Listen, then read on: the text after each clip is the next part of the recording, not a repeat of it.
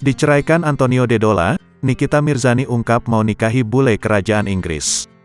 Setelah diceraikan Antonio Dedola, Nikita Mirzani kini mengungkapkan masih ingin menikah lagi.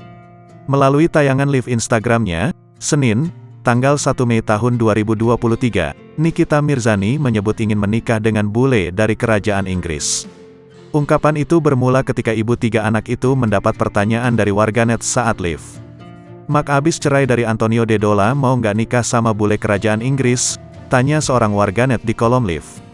Secara tegas, wanita yang akrab disapa Nyai itu mengatakan sangat ingin. "Mau banget lah," jawabnya.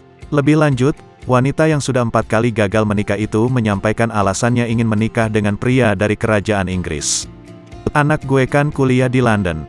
Pastinya bakal sering bola-balik Jakarta-London," papar Nikita. "Mau banget gue nikah sama dari kerajaan Inggris. Pastinya kaya-kaya itu ya," tukasnya.